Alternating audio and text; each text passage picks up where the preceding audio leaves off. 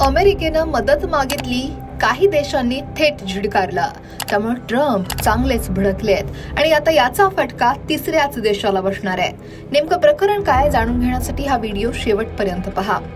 America आणि Iran यांच्यात सुरू असलेल्या युद्धाच्या पार्श्वभूमीवर नाटो देशांनी अमेरिकेला मोठा झटका दिलाय. त्यामुळे डोनाल्ड ट्रम्प प्रचंड संतापले आहेत आणि हा वाद आता टोकाला पोहोचताना दिसतोय. या युद्धात युरोपीय देशांनी अपेक्षित सहकार्य न केल्यानं ट्रम्प प्रचंड संतापले आहेत. मात्र आता यात बळीचा बकरा बनू शकतो तो गेल्या 4 वर्षापासून रशियासोबत युद्ध लढत असलेला युक्रेन.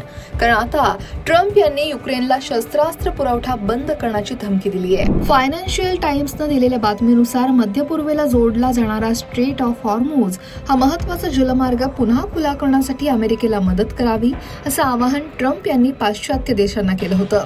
मात्र फ्रान्स, स्पेन आणि इटली यांसारख्या देशांनी अमेरिकेला आपली लष्करी तळं वापरण्यास नकार दिला. तसंच ही आमची लढाई नाही म्हणत हॉर्मुझ सामुद्रधुनी खुला करण्यासाठी बनवल्या जाणाऱ्या जागतिक आघाडीत सहभागी होण्यासही या देशांनी नकार दिला आणि त्यामुळेच ट्रम्प संतापले आहेत. राष्ट्राध्यक्ष ट्रम्प हे युरोपीय देशांवर दबाव आणण्यासाठी युक्रेनला होणारा शस्त्रास्त्र पुरवठा थांबवण्याचा विचार करतील. हॉर्मुझची सामुद्रधुनी पुन्हा खुली करण्यासाठी पाश्चात्य राष्ट्रांनी अमेरिकेला मदत करावी यासाठी ट्रम्प ही धमकी देत आहेत. आता नाटो म्हणजे इथं नॉर्थ अटलांटिक ट्रीटी ऑर्गनायझेशन ही उत्तर अमेरिका आणि युरोपमधील देशांची एक आंतरसरकारी लष्करी आणि राजकीय युती आहे. नाटोचं सगळ्यात महत्वाचं तत्व म्हणजे सामूहिक संरक्षण.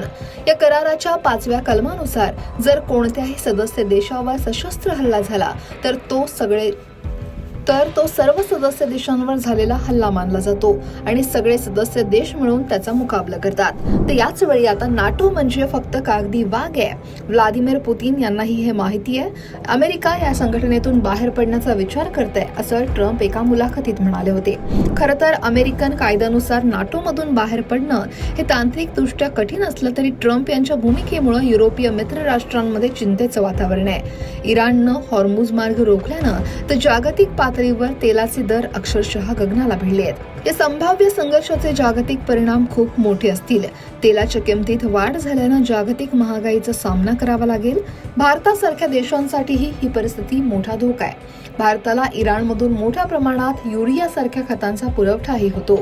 हॉर्मुझ सामुद्रधुनीतील अडथळ्यांमुळे भारताच्या युरिया पुरवठ्यावरही परिणाम होईल आणि खतांच्या किमतीही उच्चांक गाठतील आणि त्यामुळेच देशांतर्गत बाजारात महागाईचा भडका उडेल आणि सामान्य माणसाच्या दैनंदिन आयुष्यावर याचा थेट परिणाम होईल.